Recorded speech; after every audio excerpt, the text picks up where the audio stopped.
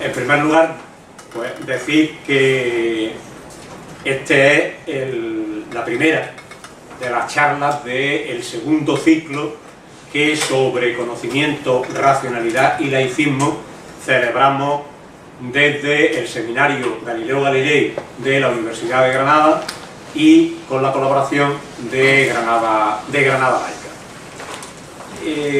En el momento actual, no solamente por la situación política que ahora mismo se está viviendo aquí en España, sino la situación política que está ocurriendo en los países de Europa y la situación que generalmente se vive en Latinoamérica, pues el tener un espacio como este para el conocimiento, para la reflexión, para el aprendizaje, fruto de esa reflexión, para la cultura, frente a algo que hoy nos invade con bastante frecuencia, como es pues, precisamente el dogma, la imposición, la superstición, en muchos casos, el monopolio y control de la verdad, pues hacen que este ciclo, que lo iniciamos con una primitiva idea el curso pasado y digamos como algo que iba a cerrarse en el mismo curso, pues vimos que la oportunidad y necesidad de continuar este ciclo en esta segunda fase, en esta segunda etapa. Para el ciclo de este año, y que hoy iniciamos con democracia, interculturalidad y laicismo, a cargo del profesor José Antonio Pérez Tapias, pues tenemos previstas ya también una serie de exposiciones próximas. Por favor, pasar al... Tenemos el inconveniente de que esta sala pues tiene esta mala sombra. No, creíamos que era las 7:30 y de repente. Decía que ya tenemos algunas también previstas, pues la próxima concretamente será la del mes de noviembre, sobre mito y racionalidad, el caso de la pseudoterapia, por José Miguel Mulet. Tenemos también fundamentos filosóficos del laicismo, drogas, mito, religión y medicina, islam político, islam y laicidad. Son así las más inmediatas. Tenemos también en cartera, pero pendiente de fijar la fecha, por eso nos ha sacado, como el año pasado hicimos un pequeño cartelito con todas, porque nos falta el ajuste de fechas, pero tenemos también ya apalabradas conferencias de Mayor Zaragoza, de Ángel Alganza, de Eduardo Bataner, de Andrés Carmona, y que pues, se irán acoplando en los distintos huecos que vayan quedando, ¿no? En fin, también tenemos otras pendientes que no voy a comentar ahora porque todavía no se ha hablado con las personas en cuestión y entonces pues no es lógico que las digamos. Pero en definitiva lo que quería deciros es que este espacio es un espacio que va a continuar formando parte, digamos, pensamos, de un espacio necesario hoy en día, ¿no? Concretamente desde el seminario, que es un seminario de reflexión y de estudio, y desde Granada Laica, que es algo diferente, porque es una organización más militante, son órganos diferentes, pero queremos aunar algo que precisamente José Antonio aúna, creo, de forma bastante adecuada y meritoria, en una época en la que no suele ser habitual esa unión entre la teoría, entre la reflexión y la práctica, ¿no? Él es profesor de filosofía, actualmente ocupa el cargo de decano en la Facultad de Filosofía y Letras de Granada, pero aparte de eso es una persona que ha reflexionado bastante, ha escrito, prueba de ello, más de 15 libros, si no me falla la cuenta, pero por lo menos sé que más de 15 libros sí que tiene escritos, muchos de ellos sobre temas de educación, sobre temas de cultura, y en algunos de ellos pues también de temas de política, los últimos que tiene, pues por un socialismo republicano, la insoportable contradicción de una democracia cínica, pues son ejemplos de cómo aúna la reflexión con su práctica también militante.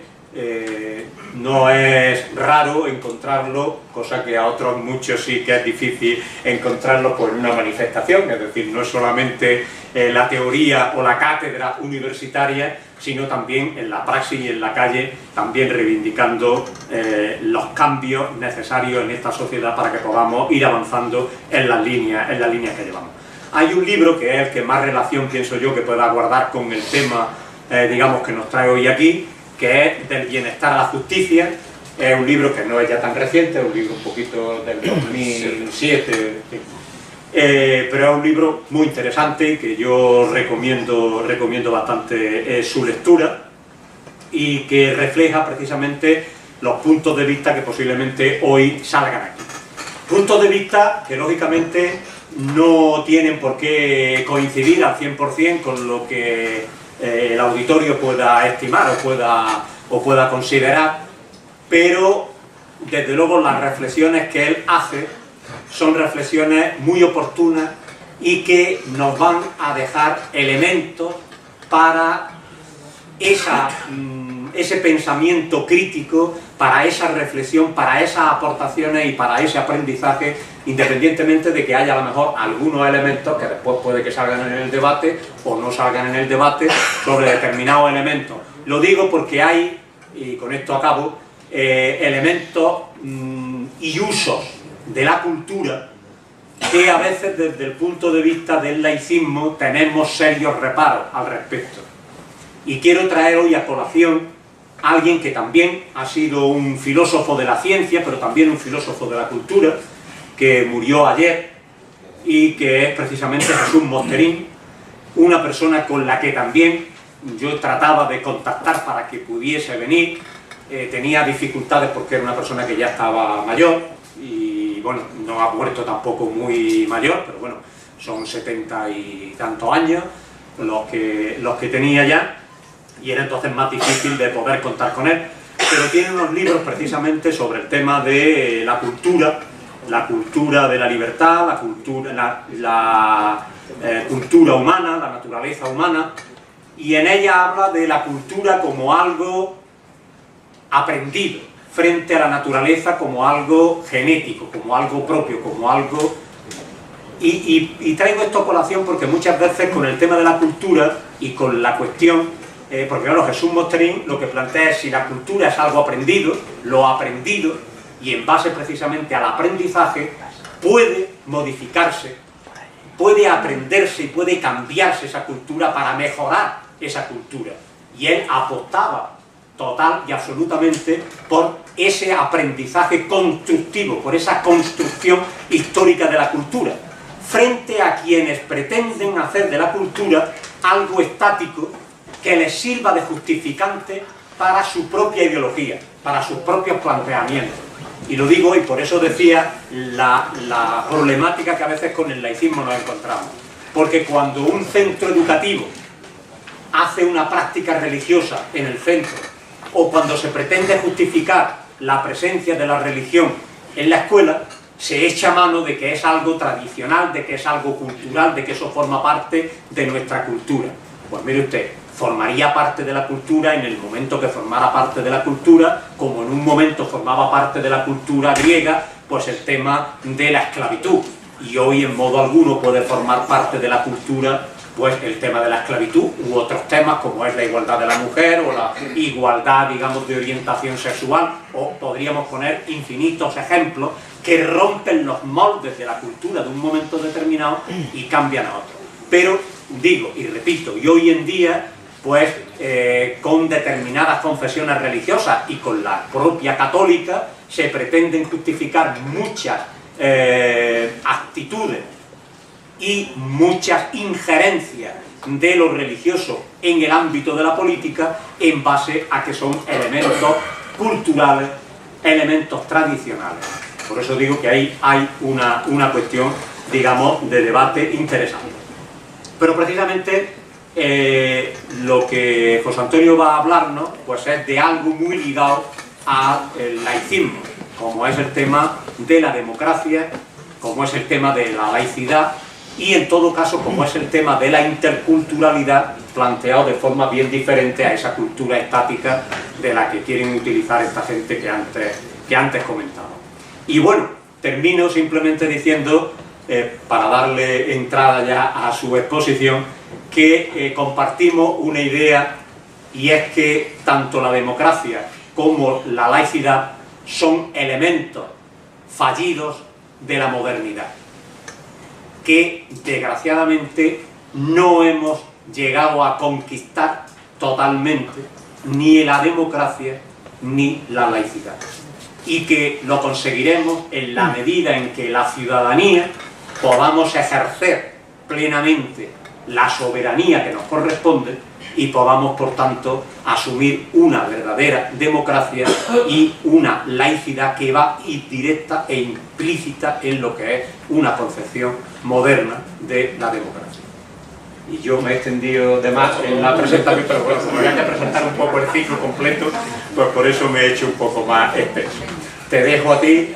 De todas maneras, también le comentaba a él que bueno, tenemos un margen hasta las 9 y algo, es decir, que quiero decir que hay tiempo para que él pueda hacer su exposición durante 45-60 minutos y después podamos tener pues otros tantos para poder debatir hasta donde estimemos conveniente o hasta donde dé sí las cosas. Tienes la palabra.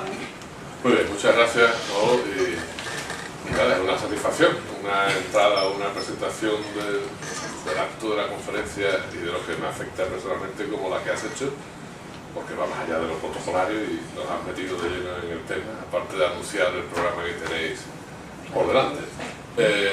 Quiero agradecer, además de a ti personalmente, bueno, la invitación al seminario Galileo Galilei y a Granada Laica, organización con la que ya he colaborado en distintos momentos y siempre de manera sumamente agradable para mí y espero que fructífera para los demás. Sí, ciertamente el tema de la laicidad me ha ocupado mucho, desde mucho tiempo atrás, porque pensé que era necesario replantear algunas cosas en torno a ello. Como bien dices, ahora mismo que has terminado tus palabras de presentación, la laicidad va vinculada a la democracia. Afortunadamente hemos avanzado en democracia y algo en laicidad, pero nos queda mucho por hacer. Porque en gran medida lo que hemos logrado no está ni mucho menos realizado de la manera más satisfactoria que sería posible realizar y que desde luego es deseable. El título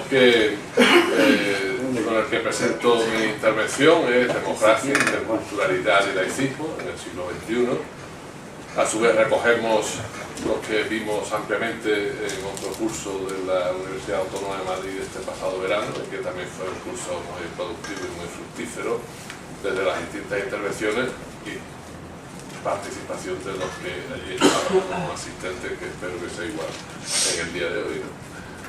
Bien, efectivamente todo ello está interrelacionado. Necesitamos radicalizar la democracia, necesitamos consolidar la laicidad.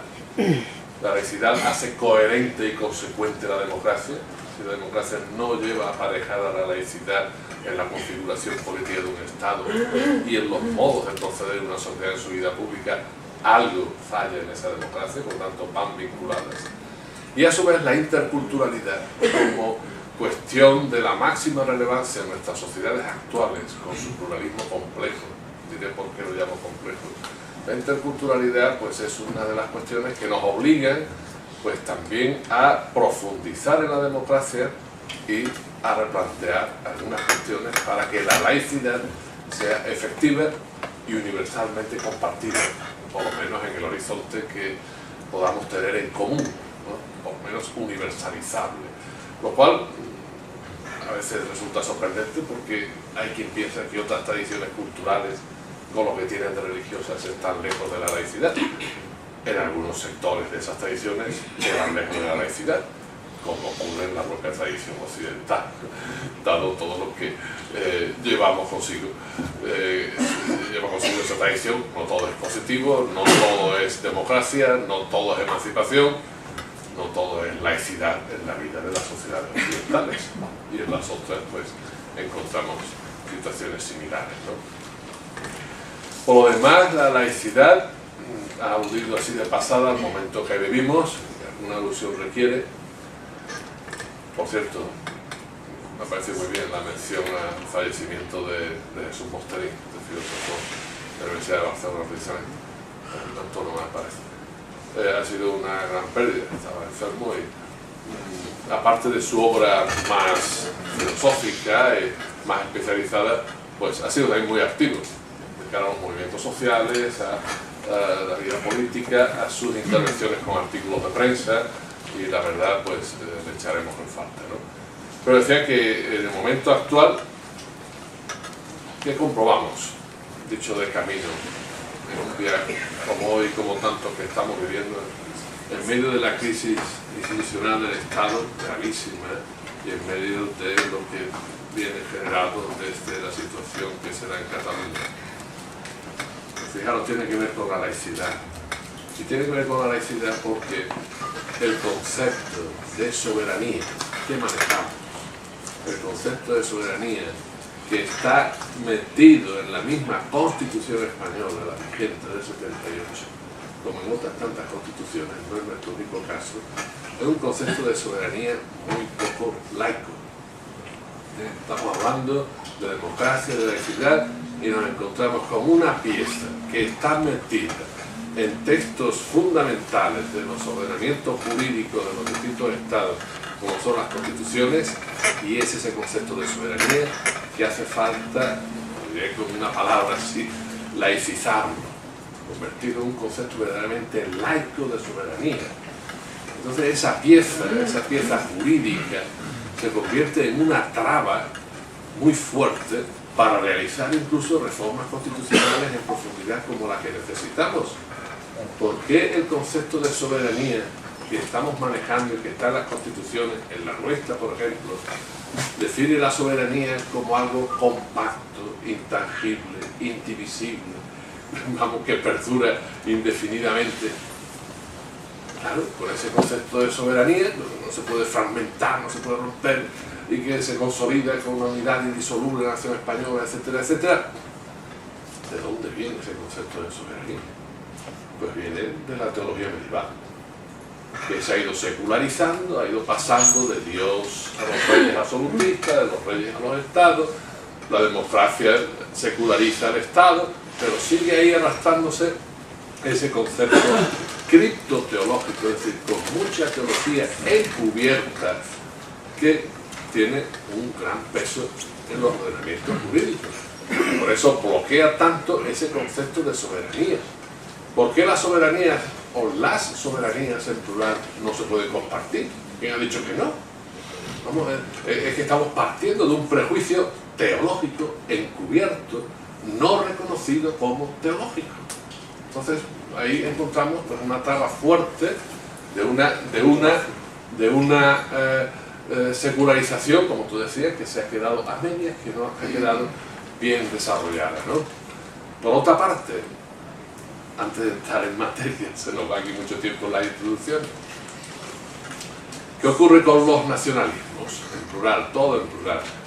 Los nacionalismos, no todos son iguales, ocurre con tantas cosas, pero en general son muy proclives a una concepción religiosa de lo político. Y eso también se constituye en una traba fuerte. Porque ¿de dónde viene la noción de pueblo? Claro, la noción de pueblo, en un sentido, es el demos, como decían los griegos, es decir, el conjunto de ciudadanos que hoy reconocemos como sujetos de derechos. Pero hay otros conceptos de pueblos que se sobreponen a este, que se solapan, y que tienen en el trasfondo la idea de un pueblo, de un etnos, un pueblo elegido, una comunidad también que permanece sin edie, con un destino en la historia. Es decir, una concepción muy religiosa de lo comunitario y del pueblo entendido como ese sujeto de una nación que es una comunidad fuerte y densa. Pues ese mismo concepto de pueblo tan trufado de componentes religiosos también está afectando a lo que tenemos que resolver y no somos capaces de resolver. Y en el caso que nos ocupa, cuando digo esto de que hay nacionalismo muy cercano por ciertas concepciones de un trasfondo religioso, no solo el catalán, sino el español, porque aquello de, ¿cómo era?, una unidad de destino universal, pues ya me diréis si no tiene pues ciertas connotaciones de un pueblo elegido, o si vamos a otras latitudes, un pueblo que se considera algo así como protagonista de un destino manifiesto, y son todas expresiones cuasi religiosas, no secularizar. Por eso es muy importante que llevemos espíritu laico a todo esto, porque la laicidad, y ya entramos en democracia, interculturalidad y laicismo, la laicidad tiene que ver con la separación entre las iglesias y el Estado, entre la religión y la política, entre la razón y la fe, o las convicciones de cada cual, ¿verdad? Pero la laicidad tiene que ver también con todas estas cuestiones. Es decir, que no es solo una cuestión institucional, sino una cuestión de los conceptos y de la cultura en la que nos movemos en nuestras sociedades, ¿verdad? Y a su vez esta laicidad que tiene que ver con la separación, la diferenciación entre ámbitos, ¿verdad?, lo religioso y lo político, el Estado y las iglesias o las comunidades religiosas. Bueno, pues si defendemos el principio de laicidad, no solo es para que la sociedad funcione mejor, sino porque es un principio que además viene exigido por los derechos humanos que a los individuos nos deben ser reconocidos. Es decir, que el principio de laicidad no solo es para salvaguardar la autonomía del Estado y para poner a las religiones en el lugar que en una sociedad democrática deben ocupar, sino que el principio de laicidad también, y aún con mayor peso, es para salvar derechos de los individuos, derechos humanos. Porque cuando no se respeta el principio de laicidad, pues ¿qué ocurre? Que serán situaciones de discriminación, serán situaciones de privilegio, tanto en términos individuales como en términos colectivos. Entonces una sociedad democrática, pues justamente es una sociedad que tiene una de sus bases en el reconocimiento de la pluralidad que en su seno se da. Y es lo que convierte el pluralismo en un valor constitucional, como es nuestro caso. Entonces, el principio de laicidad corresponde a ese pluralismo que se debe a derechos que entendemos además que deben ser inviolables. El derecho de los individuos a sus propias convicciones, libertad de expresión, libertad de conciencia, libertad de creencias, libertad de asociación y de manifestación, derechos civiles. Derechos civiles que han de ser ejercidos, como digo, en condiciones de igualdad, porque si no la libertad de unos y otros queda trucada, y también, por tanto, sin discriminación entre unos y otros, entre individuos, o sin discriminación dando privilegios a determinadas comunidades que no tengan otras. Por lo tanto, tenemos esos dos frentes en virtud de los cuales salimos a propugnar ese principio de laicidad como un elemento de coherencia, de consistencia, es decir, de no contradicción de una democracia constitucional. Debe darse la laicidad por la necesaria y exigible diferenciación del Estado y de las comunidades religiosas, porque las injerencias ilegítimas de esas comunidades en la vida política pues distorsiona los elementos de libertad, igualdad y justicia que son exigibles en una dinámica política democrática. Y además porque la laicidad es exigible en función del pluralismo de una sociedad y de los derechos de los individuos de esa sociedad. Eso que formulamos así, podemos estar de acuerdo, podemos añadir matices, pero digamos el elemento fundamental es decir que la laicidad del Estado, la laicidad que puede corresponder al ámbito de lo político, es algo exigible en cualquier democracia decente, una democracia constitucional. Y además esto se ha ido logrando, aunque no de modo suficiente, en la medida en que lo político se fue democratizando. La democratización de lo político ha ido conllevando el avance en laicidad. Ha sido muy dificultoso a lo largo de siglos. en la propia historia de los países europeos, o si queremos occidentales. Alguna advertencia. Cuando lo planteamos o se plantea respecto a otras culturas, a otros países y a otras sociedades, tienen que hacer, por la complejidad de nuestro mundo, no porque se lo exijamos desde fuera, tienen que hacer recorridos que a nosotros nos han costado siglos en muy poco tiempo. Y no es fácil, no es fácil, ¿no? Porque, fijaros, hablar de laicidad, pues eso es resultado además, visto a gran escala, de un complejo proceso de racionalización, como decía el sociólogo Max Weber a comienzos del siglo XX, donde ha ocurrido en nuestra sociedad algo que en otras sociedades no se ha dado, o no se ha dado en la misma medida, o no se ha consumado todavía, y es que se han diferenciado distintos espacios, como se decía, distintas esferas de valor. En nuestra sociedad, en nuestro marco cultural occidental, distinguimos la economía, la política, la ciencia, el arte, la religión. Cada esfera de valor tiene una especie de lógica interna. Claro, cuando, digamos, eso funciona adecuadamente, cuando esas esferas se relacionan entre sí sin que ninguna invada a la otra, sino guardando un equilibrio que permita, además, que los individuos y las comunidades podamos desenvolvernos con libertad, con objetivos de igualdad y con relaciones de justicia. Por ejemplo, si desde la esfera económica, con su lógica de mercado, se invade y se coloniza al extremo la esfera política, pues que tenemos lo que será desgraciadamente. Pues tenemos pues eso, un planteamiento de un capitalismo muy expansivo, omnívoro, legitimado por una ideología neoliberal que somete a los estados a la propia lógica económica, ¿verdad? No debe darse, porque va contra ese mismo proceso de diferenciación de esferas. Si desde lo político o lo religioso se impone la propia lógica de esos ámbitos al arte, por ejemplo, pues tendríamos un arte subyugado en función de determinados intereses ideológicos, de determinada instrumentalización del arte, como se dio en otras épocas en nuestra propia tradición. Y eso trabaría el desarrollo del arte, que siempre es ahí, como tantas cosas, pues un objeto codiciado porque sirve para mover a las sociedades, para utilizar registros emocionales, para legitimar instituciones y prácticas, para producir, ¿qué digo yo?, una estetización de la política como se produjo en el fascismo o en el campo de la ciencia. Pues también es un objeto muy codiciado porque además, como necesita financiación que se establece desde el mundo económico y se regula desde lo político, la política, pues claro, también se corre el riesgo de que desde lo económico se imponga determinadas lógicas a la investigación científica hasta un extremo que condiciona tremendamente lo que en la ciencia se puede hacer. ¿Qué tenemos que lograr? Diferenciar estos ámbitos y relacionarlos adecuadamente.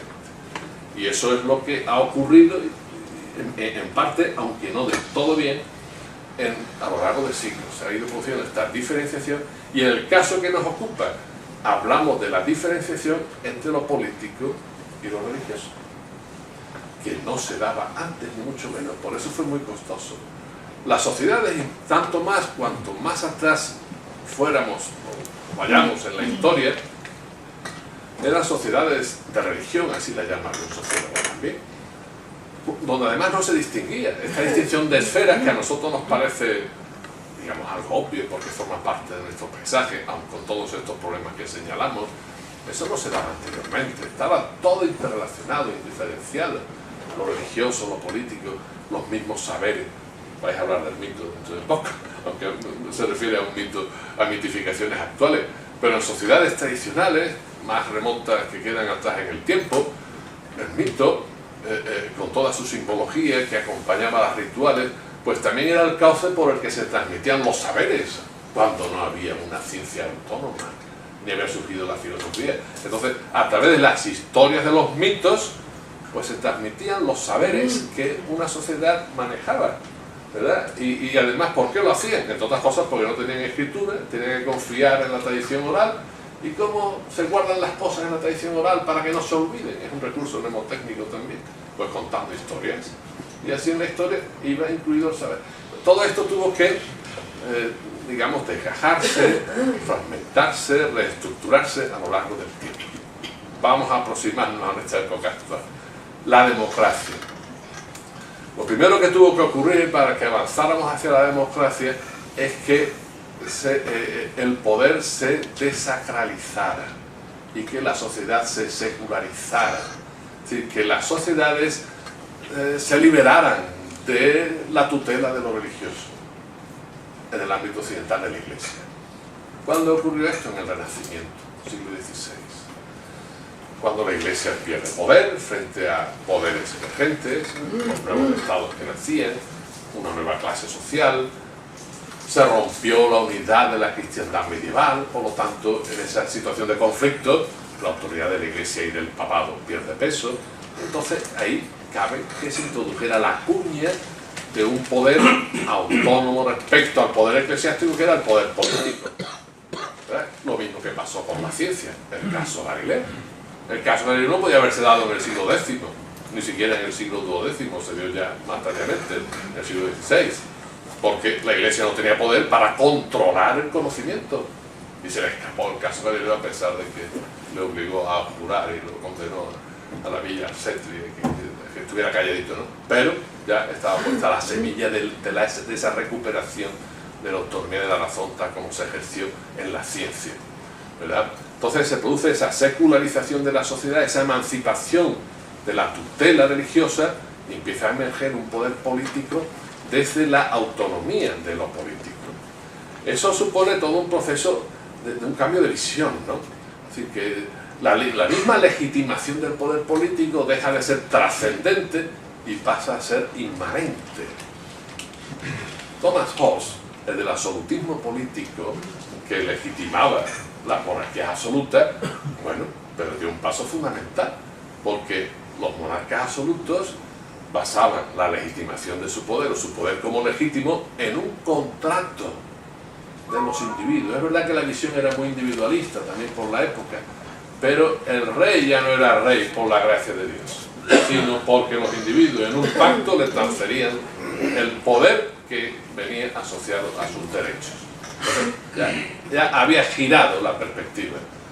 Claro, había que hacer mucho todavía, porque cuando gira la perspectiva, el poder viene de abajo, de un pacto, de un contrato entre los individuos. Pero ¿qué ocurrió? Lo que mencioné antes. Al monarca absoluto se le transfieren las condiciones del monarca divino. Por eso se habla de monarquía absoluta, de un poder indivisible, de un poder, de un pacto irreversible. Claro, luego, un siglo después, llega John Locke. Y John Locke dice, bueno, un contrato sí, pero la transferencia del poder no es ni incondicional ni irreversible. No. El mismo poder de monarca tiene que estar contrapesado con el poder de un parlamento. Empiezan a cambiar las cosas, ¿no? Luego vendría Rousseau y hablaría, pues eso, de una democracia radical, donde los individuos acatan las leyes que se dan, no porque las de un monarca absoluto, sino porque los individuos en una asamblea son legisladores de la misma ley que obedecen. Es el principio básico de una democracia radical. Rousseau, como tantos otros, eso también como una notilla a pie de página, se dio cuenta de una cosa. Para que el contrato se mantenga, para que una sociedad democrática se cohesione, claro, a medida que se produce esa secularización de la sociedad, claro, se gana por unos sitios, pero hay algunas cosas que se pierden, ¿no? ¿Cómo mantenemos la cohesión, ese sentimiento de comunidad? ¿Cómo mantenemos esos nuevos vínculos de un pueblo en el sentido democrático, que ya no es un pueblo aglutinado por una religión o cohesionado por una iglesia? Y Rousseau, por ejemplo, siguió pensando que era necesaria una religión civil. No la iglesia, no la religión civil, una religión civil, ¿verdad? Que fuera algo así como una religión del Estado. Por eso en la Revolución Francesa, en Notre Dame, ponen a la diosa razón en el altar mayor, lo cual fue un desatino, ¿no? Pero, ¿qué quiero decir? Que ahí detectan un vacío que de alguna manera hay que cubrir, porque se hace un contrato, bien, y se puede justificar por razones de una buena teoría, pero ¿qué mueve a los individuos? ¿Dónde asientan los individuos sus motivaciones para respetar el contrato? sigue siendo un problema hasta las teorías contractuales de hoy. Bueno, otros autores, en este breve repaso histórico, le tengo mucho cariño a Spinoza, por sus orígenes además hispanos portugueses. Se tuvo que exiliar su familia a Ámsterdam, patria de la libertad y de la tolerancia en el siglo XVII. Spinoza era judío, tuvo que padecer, en este caso, la persecución de la sinagoga y tuvo una condena que no tenía nada que envidiar a la de Galileo en Roma. Spinoza era muy clarividente y en sus libros, no solo la ética, sino en su tratado de política y su tratado teológico-político, el título engaña, porque el tratado teológico-político no es para una justificación teológica de la política, sino que para que la política ponga en su sitio a lo teológico. Entonces, Spinoza fue un adelantado en la interpretación de los textos bíblicos, en la manera de entender una democracia que nacía y en la manera de entender las relaciones entre religión y política. Spinoza defendía que el Estado tenía que ser, el poder civil, tenía que ser imparcial respecto a las religiones, pero las religiones no tenían que entrar tampoco en las cuestiones políticas que se ventilaban en el ámbito del Estado. Como decía, desde su condición de judío, distinta también de los católicos, de los calvinistas, que eran los que estaban presentes en Ámsterdam, etc., ¿no? Muy importante la aportación de Spinoza, porque tiene que ver con algo que apuntabas tú también de pasada en tu presentación, porque hablamos muchas veces de la neutralidad del Estado, ¿verdad?, como un objetivo que hay que mantener y propugnar en un pensamiento laicista. Spinoza, si apareciera por aquí, diría: cuidado, más que neutralidad, imparcialidad. Pongamos el ejemplo de los jueces. Un juez no hace justicia, no la aplica bien, si es meramente neutral entre verdugo y víctima. El juez, aplicando la ley, y una ley que pretende ser justa, pues no puede ser meramente neutral, es imparcial. No debe tener criterios prejuiciosos para favorecer a una de las partes, imparciales, aplicadas hasta las religiones. Claro, si determinadas religiones, incluso con su presencia pública, pues tienen comportamientos sectarios que van contra derechos de los individuos y contra el principio de no discriminación, etcétera, etcétera, o reprimen la libertad de expresión de sus propios miembros en sus comunidades y más allá de sus comunidades, pues entonces el mismo poder público no puede ser neutral si está obligado a salvaguardar derechos de los individuos. Por eso hay planteamientos legales y en el Código Penal que tienen que ver con sectas, por ejemplo, ¿verdad? Entonces, imparcialidad, o la manera de entender la imparcialidad. Bueno, siguiendo esto adelante, pues en el siglo XIX esto quedó un poco trabado, muy sesgado, con una crítica de la religión que siguió siendo necesaria y sigue siéndola, que además fue muy fuerte y dio lugar a una difusión de planteamientos ateos como todos conocemos, desde Feuerbach, de la tradición marxista, desde otros muchos autores, desde el materialismo científico. Claro, eso hizo que los planteamientos laicistas estuvieran muy vinculados en determinados momentos a planteamientos ateos. No tiene por qué.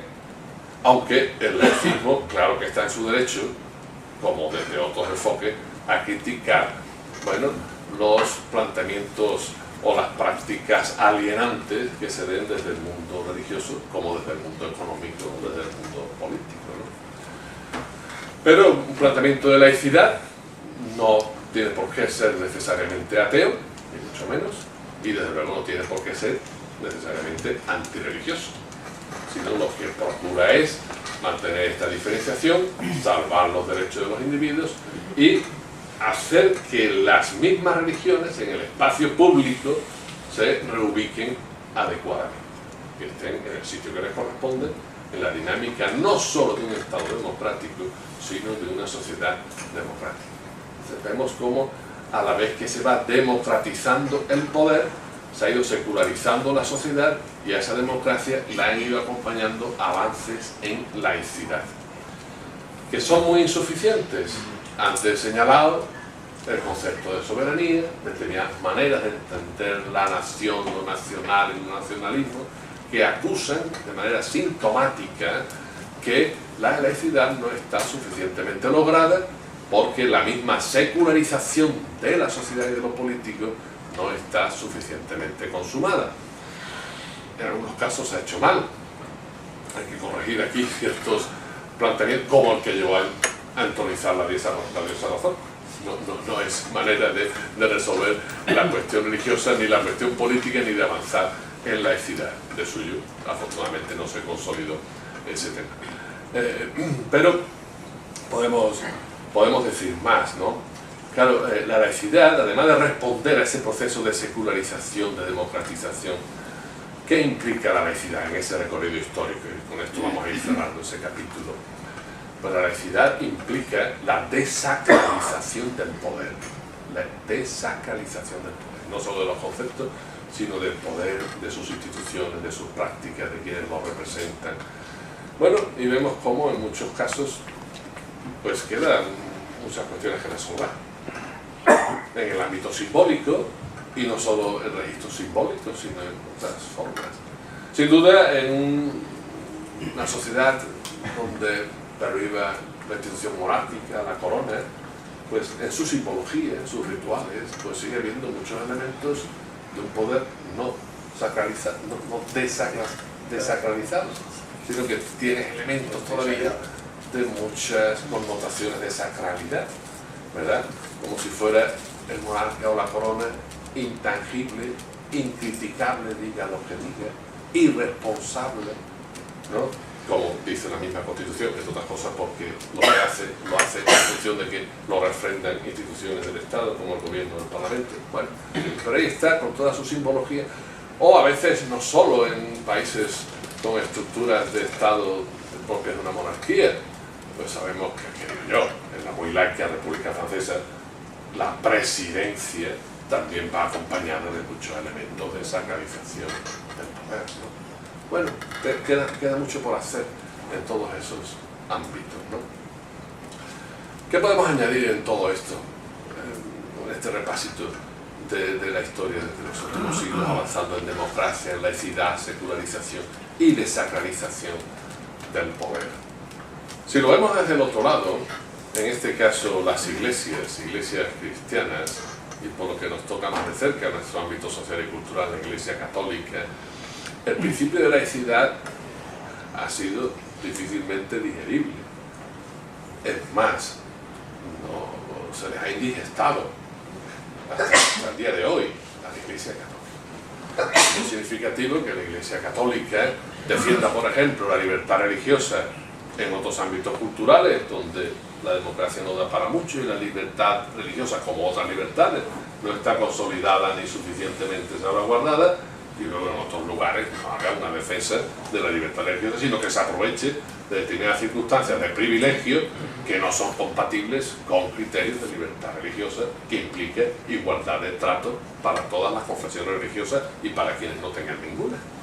No hace falta a nosotros que digan que cosas tales, bueno, que van desde la casilla del impuesto de la renta hasta otras muchas cuestiones, pues colisionan de frente con el principio de laicidad y de libertad religiosa y tantas otras cosas.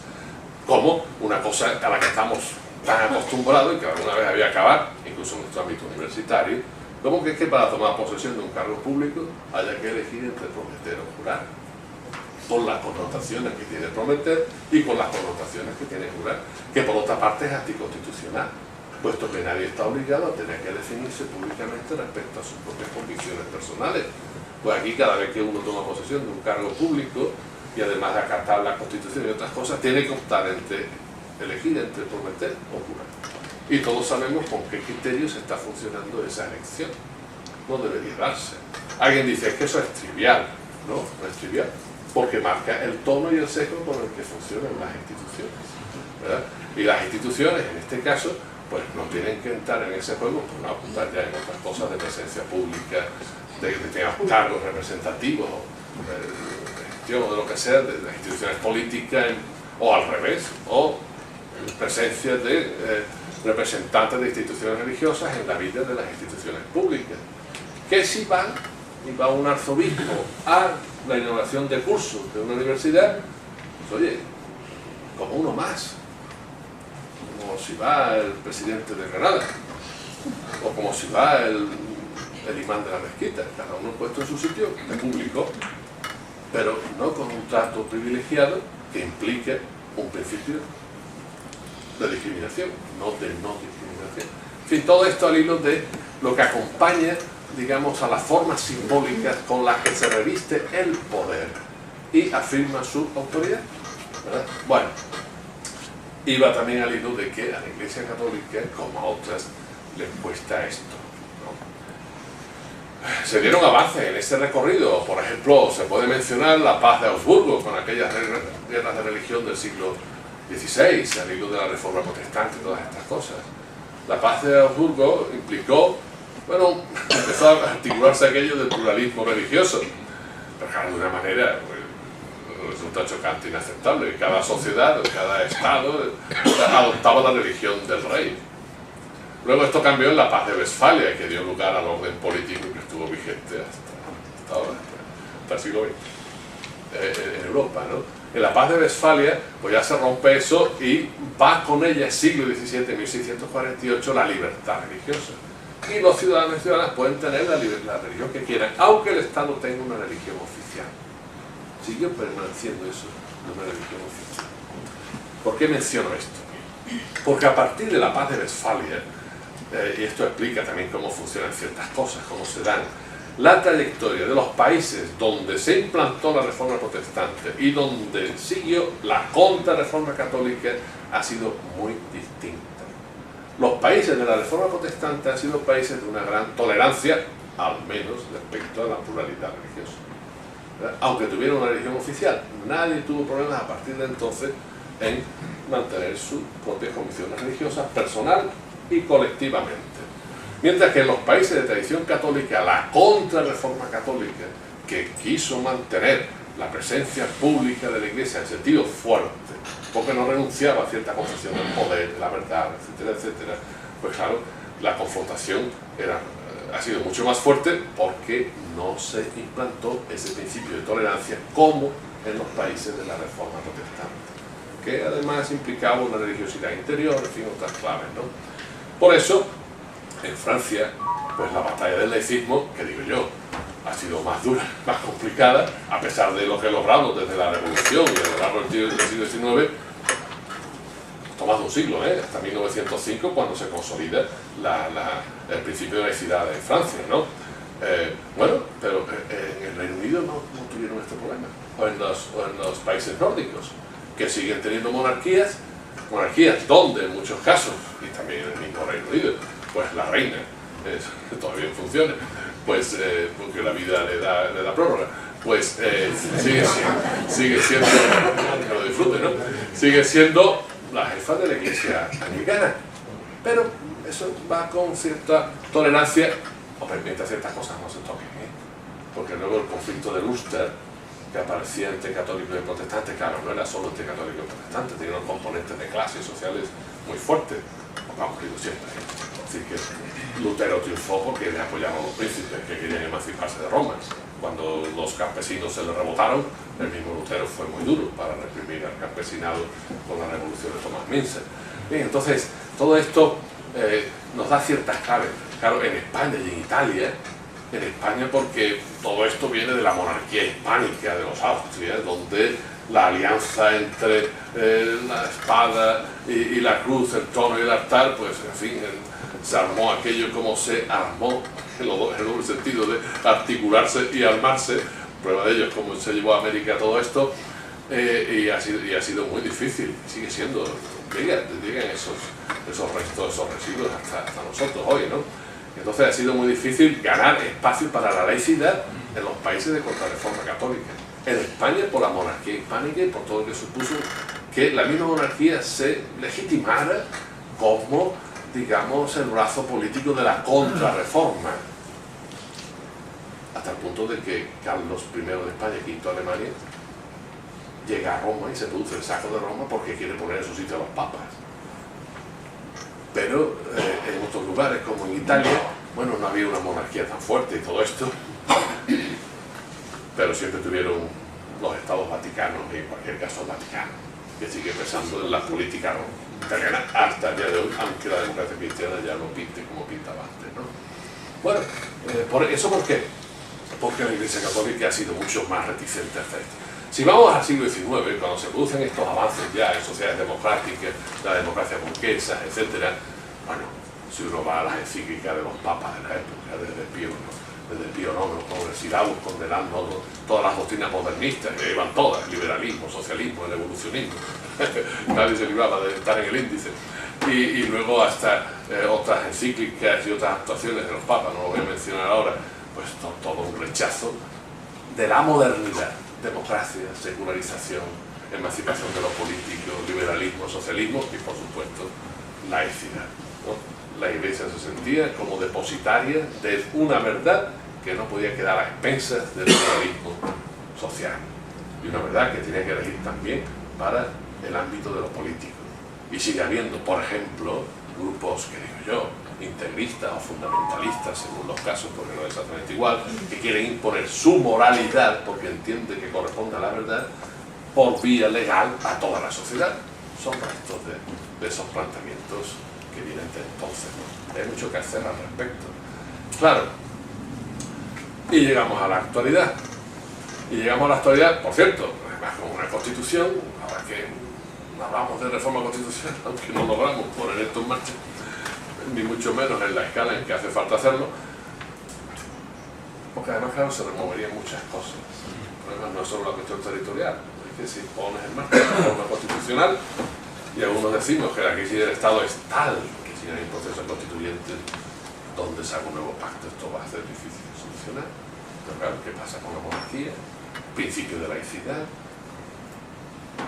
la cuestión de la enseñanza que tú has mencionado, y en el caso de España, bueno, desde el confesionalismo del franquismo y desde el nacionalcatolicismo, que lo legitimó sobre todo en la última fase, a lo que supuso la Constitución del 78, claro que hay un paso innegable, pero un paso a medias. Ahí sí que aquello quedó a medias, ¿verdad? Porque el Estado español se define en la Constitución como Estado sin una religión oficial, no exactamente laico, sino aconfesional, que es una estación interesante, pero una estación intermedia. Y en el mismo artículo, en el apartado siguiente, cuando se define que no hay ninguna religión oficial, se menciona a la Iglesia Católica, incluida en la Constitución, como merecedora de un trato determinado. El texto no dice que de privilegio, de hecho de privilegio, en función de su presencia en la sociedad española. Con lo cual, de una cuestión de hecho, se constituye una cuestión de derecho, lo cual es una falacia inadmisible, ¿no? Porque los derechos no se definen y ni se sostienen por principios cuantitativos, sino por otro tipo de razones, que en este caso falle la coherencia democrática y la consistencia del texto constitucional, que en este y en otros casos pues encierra contradicciones, lo cual tampoco es para escandalizar. Todas las constituciones, todos los textos en función de la historia a la que se deben van teniendo contradicciones que resolver, ¿no? Entonces tenemos que resolver estas cuestiones en el caso de la sociedad española. Damos un paso más, hemos hablado de la democracia, de la historia, de cómo es nuestra democracia.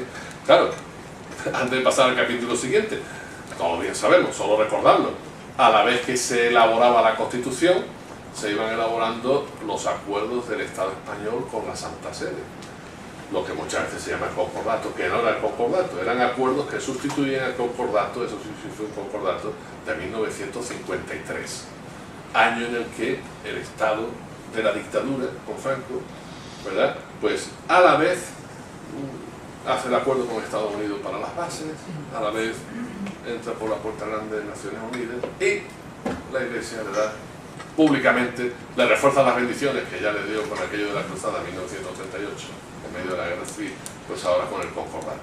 Pero en democracia, a la vez que se iba elaborando la Constitución en las Cortes del 77, se iban elaborando esos acuerdos. Se aprueba la Constitución en diciembre del 78, ¿verdad? Y en enero del 79, es decir, estaban preparaditos. Una vez estaban aprobando la Constitución o elaborando, y en la otra, de la habitación de al lado, estaban haciendo unos acuerdos y presentados. Para garantizar la presencia de la Iglesia en la enseñanza, en las instituciones, bueno, en su financiación, en la financiación del clero, etc. ¿no? Por lo tanto, hay aquí una serie de cuestiones, bueno, que son los que han dado a lo largo de los años en los que esto lleva vigente. ¿Qué ocurre en el presente? Aparte de que somos más exigentes en cuanto a democracia, en cuanto a respeto de los derechos de los individuos, en cuanto a la defensa de la autonomía del poder político, pues lo que ocurre es que nuestra sociedad ha cambiado mucho. Y uno de los factores de cambio, pues es esa pluralidad compleja que supone la presencia de individuos y comunidades de culturas distintas en la propia sociedad. Lo que llamamos la multiculturalidad o la pluralidad o diversidad cultural. La multiculturalidad es un hecho, y además un hecho de una densidad insoslayable. Movimientos, es decir, gente que emigra, gente que está en un sitio que no era su lugar, porque eso ha pasado siempre. Migraciones también ha habido siempre a lo largo de la historia, que ha ocurrido en los últimos tiempos, en virtud de la globalización, de las comunicaciones, de los procesos de empobrecimiento en unas sociedades y, en fin, las aspiraciones que se presentan de desarrollo posible también en términos personales en otras. Bueno, pues han acentuado los movimientos migratorios, ¿no? Entonces, en nuestra sociedad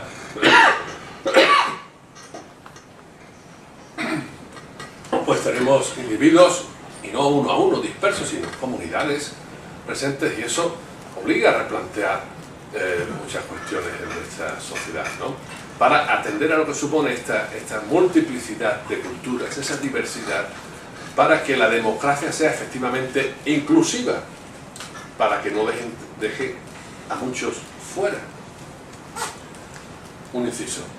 En el siglo XIX, el proletariado, como dice el filósofo Rancière, era la parte aparte de la sociedad. Y por eso las democracias burguesas, liberales, pues eran democracias de clase, como denunciaba la tradición marxista. El proletariado estaba fuera. No votaba, tampoco las mujeres, ni siquiera la burguesía, etcétera, etcétera. Hubo que ganar. Hubo que ganar que esas democracias se abrieran para que ese proletariado entrara dentro de la dinámica de las democracias. Claro, hay mucho temor a eso, porque si cada cual tiene derecho al voto, eso cambia las correlaciones de fuerza hasta cierto punto. Luego vemos que las cosas son como son.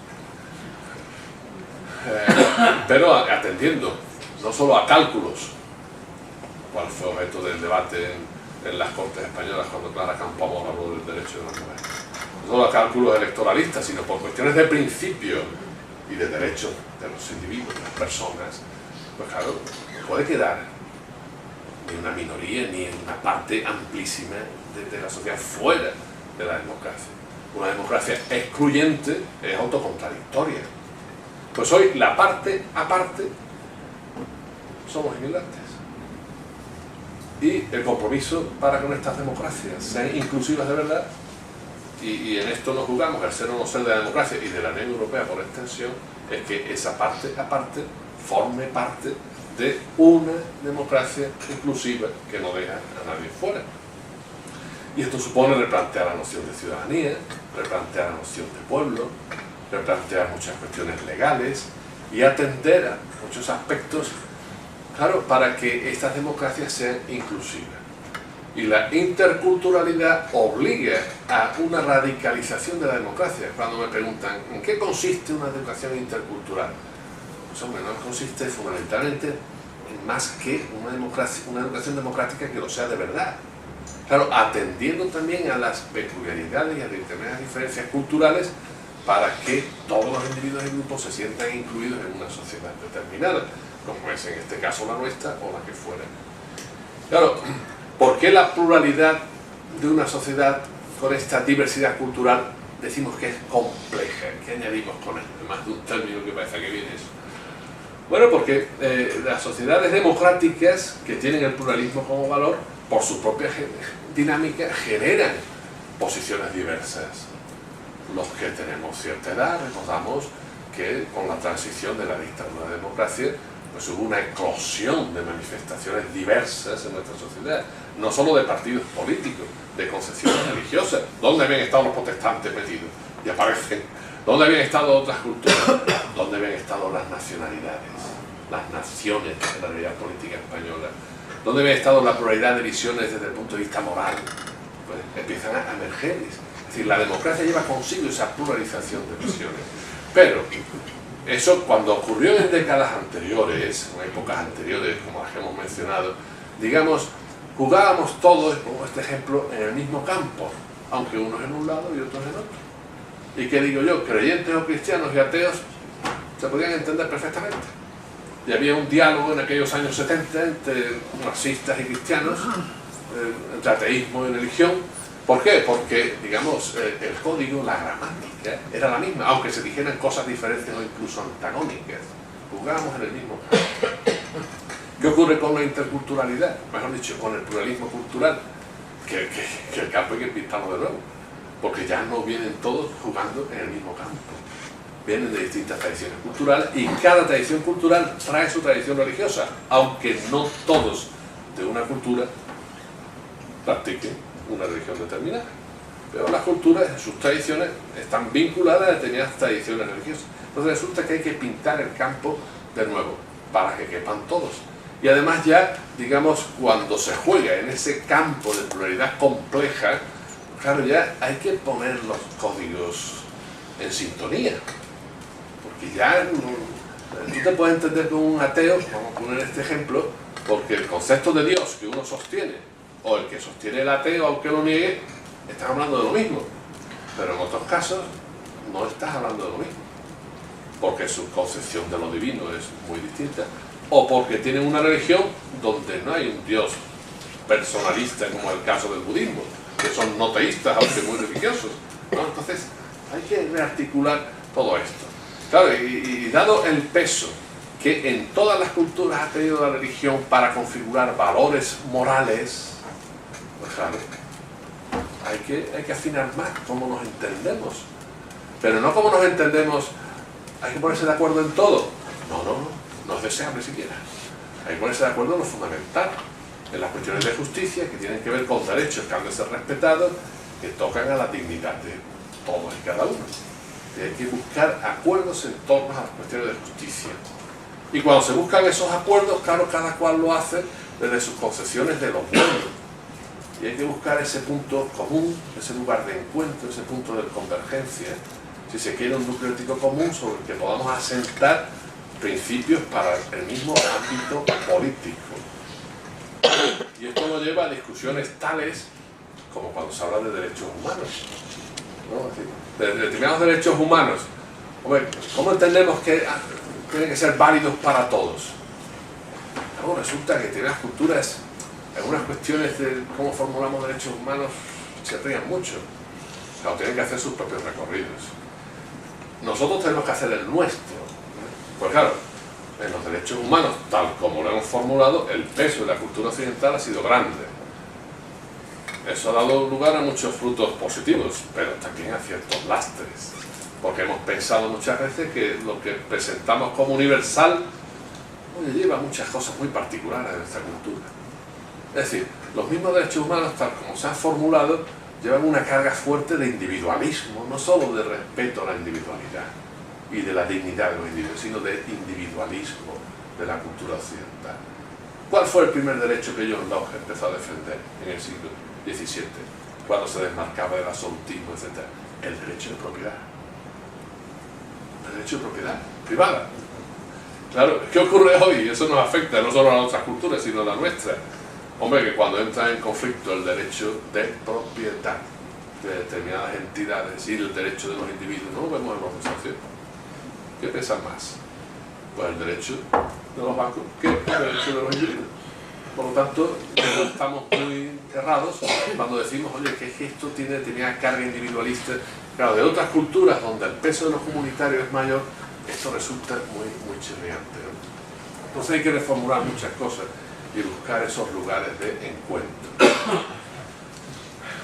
Otro matiz importante que no quiero dejar de subrayar: a la hora de articular la diversidad cultural también se dan distintas propuestas, ¿no? Una es la que se conocen como el multiculturalismo, que responde a la multiculturalidad.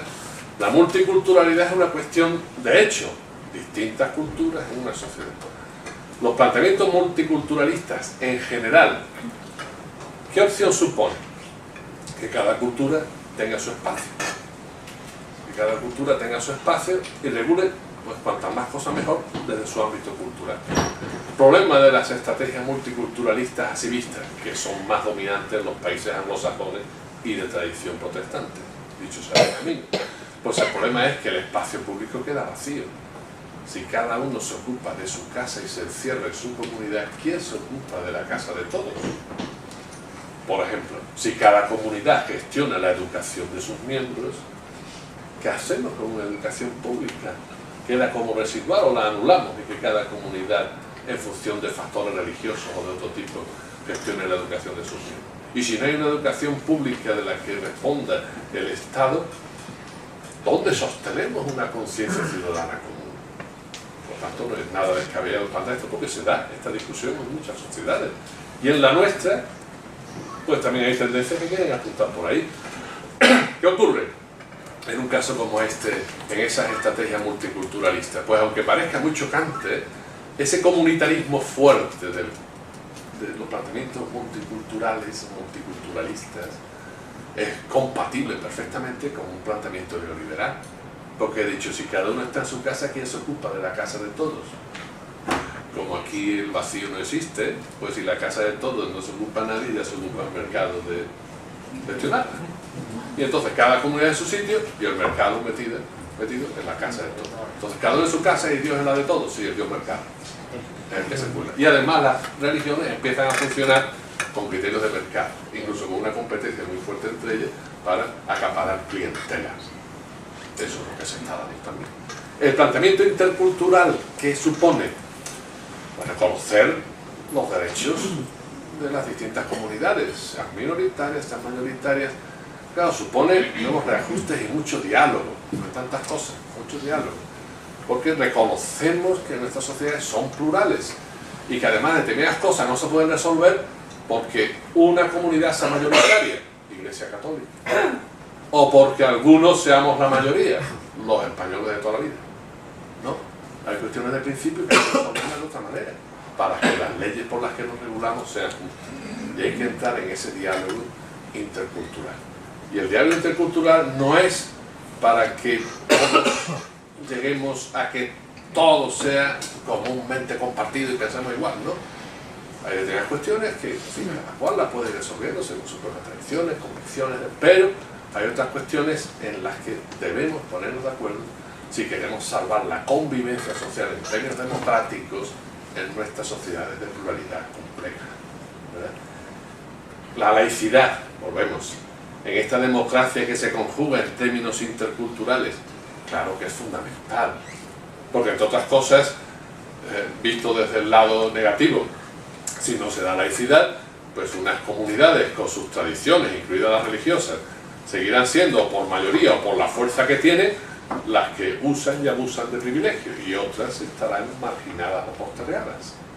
Y en cualquier caso, si no arbitramos bien, pues un ámbito político donde no se den privilegios ni para las que estaban ni para las que llegan,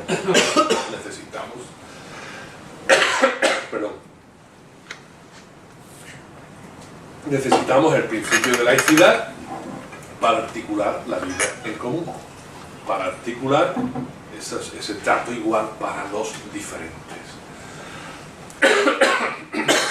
Añadiré dos cosas importantes por ahora, y alguna más que no me ahorraré de decir. 5 minutos para la vida eterna. Dos cosas importantes. Una. Vamos a ver, a la hora de articular esto, a la hora de articular esas sociedades interculturales, hay que llegar a los acuerdos que hay que sostener en común según un criterio de justicia, que es donde se articula libertad e igualdad, ¿no? He dicho que desde las concepciones de lo bueno de cada comunidad o de cada tradición cultural hay que llegar a acuerdos en torno a lo justo. Y a su vez hay que decir que en función de lo que vamos entendiendo entre todos como justo, cada cual debe corregir lo que pensaba que era lo bueno. Porque algo no vale ni se sostiene por el mismo hecho que venga por una tradición de siglos. Pero eso no solo porque lo digamos nosotros, sino porque en las mismas tradiciones ha ocurrido así. Todas las tradiciones son dinámicas.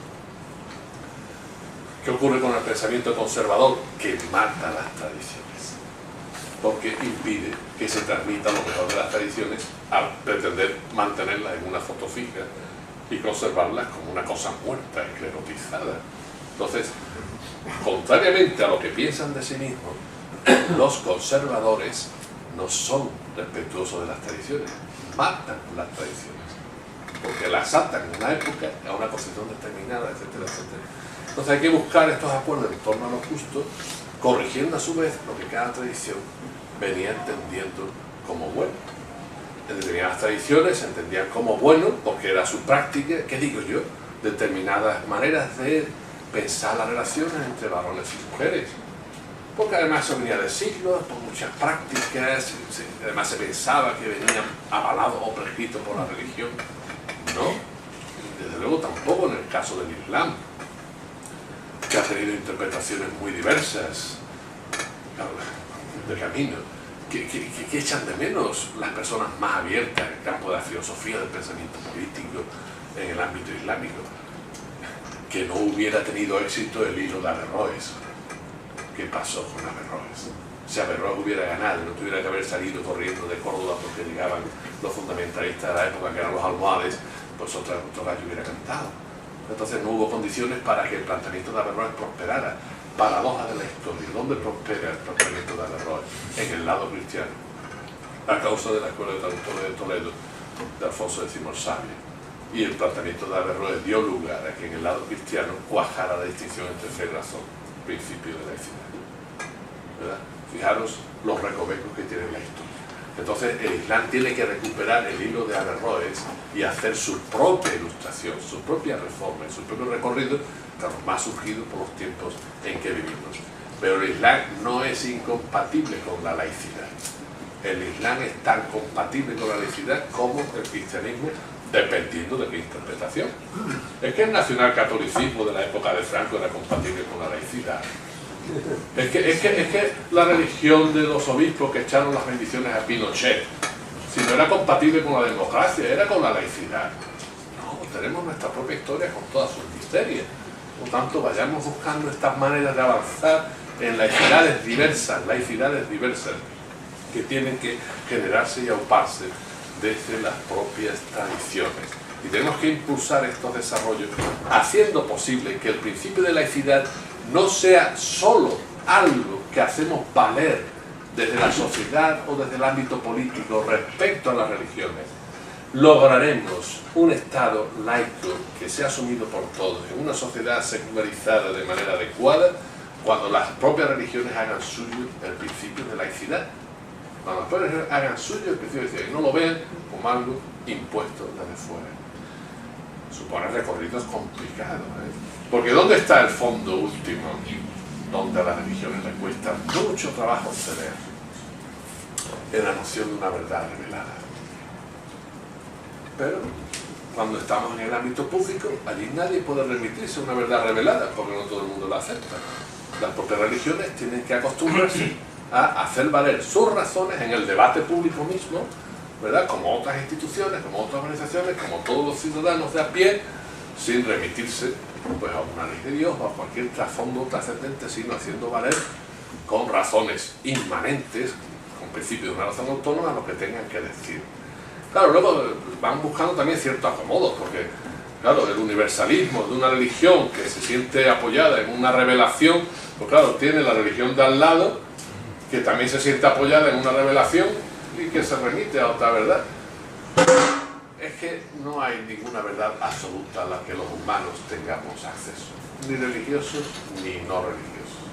La religión implica una dimensión de trascendencia, o una referencia a lo absoluto, pero no el dominio, la manipulación o la administración de una verdad absoluta. Ese ha sido el exceso idolátrico de todas las religiones. Y la laicidad tiene un fuerte compromiso de anti-idolatría. No sé, el tratamiento laico no tiene por qué articularse con ninguna religión. La religión sí tiene que asumir la laicidad, pero un tratamiento laico por definición no se pronuncia respecto a los dioses, pero sí tiene que pronunciarse respecto a los ídolos, los dioses falsos. Por último, ahora sí,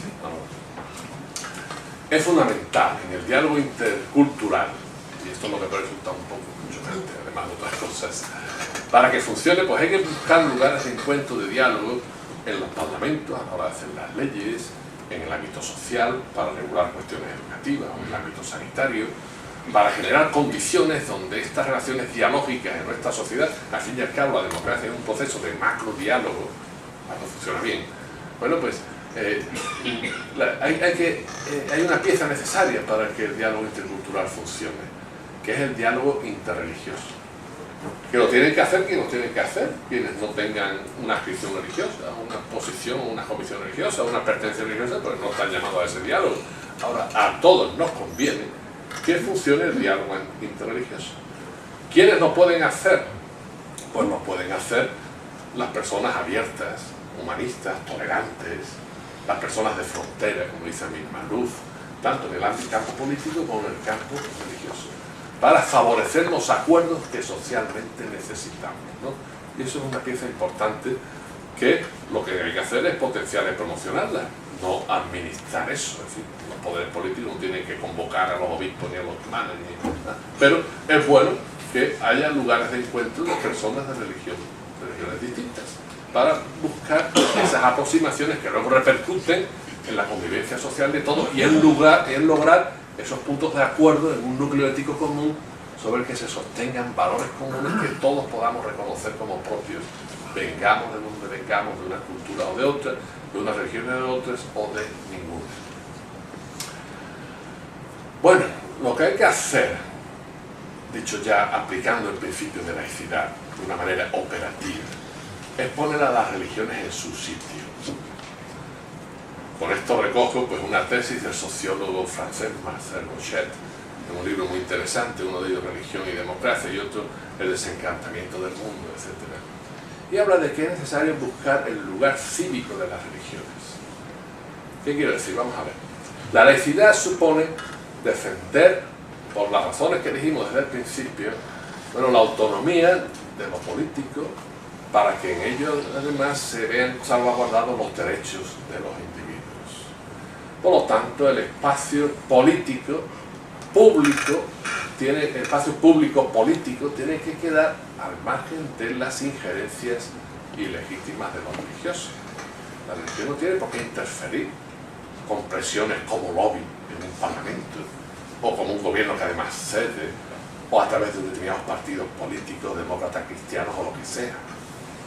Bien, pero claro, el espacio público no solo es el espacio público político, hay un espacio público social, desde nuestras calles, desde el ámbito educativo, donde los ciudadanos y ciudadanas confluimos con nuestras prácticas, con nuestra vida cotidiana.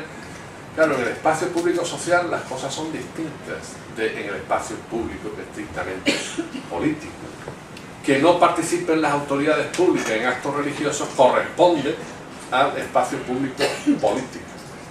Que las iglesias no interfieran en la vida de un parlamento de una manera ilegítima que llamamos injerencia, corresponde a la salvaguarda de la autonomía del espacio público político. ¿Qué hacemos con el espacio público social?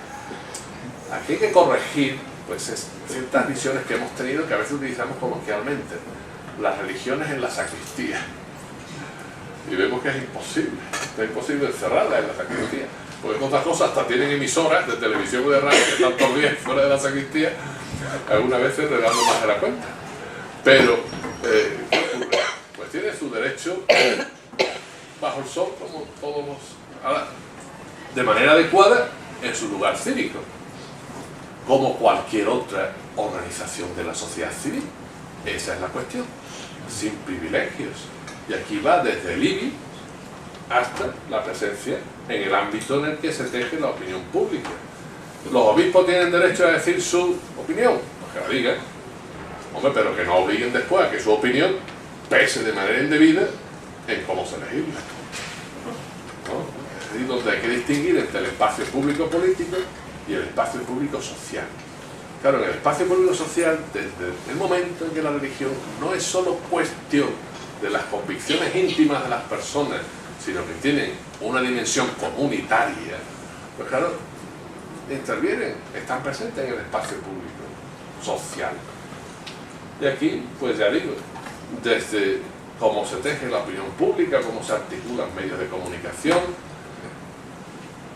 hasta la presencia de las procesiones de Semana Santa. Quien diga que la suprime va a tener un problema político serio. Pero claro, no es que tenga un problema político serio, es que hay que ver si es legítimo llegar a esa propuesta. Claro que hay que regularla, porque tenemos derecho a nuestra vida cotidiana de una manera decente quienes no tenemos aficiones nazarenas, ¿no? Entonces hay que regular eso. Y la carta del espacio público social no es solo de las cofradías católicas, sino que también otros pues, tienen su derecho a un sitio bajo el sol, regulándolo de manera adecuada, sin privilegios para nadie y sin que ninguno interfiera, insisto, en el espacio público político. Y es ahí donde tenemos que hilar fino, como por supuesto cuando hablamos de educación, cuando hablamos del ámbito sanitario, cuando hablamos, porque tiene que seguir existiendo capellanes castrenses. Y un capellán castrense en grado máximo del arzobispo con grado de general, sostenible, eso es el espacio público político, que no es de ninguna manera justificable. Entonces hay que ir articulando todo eso, y ya digo, avanzando hacia ahí, con un diálogo intercultural absolutamente necesario para la convivencia democrática de nuestras sociedades complejas, donde el objetivo es lograr esas relaciones en términos de justicia, esos acuerdos en común que nos permiten a todos vivir en condiciones de dignidad. Dale.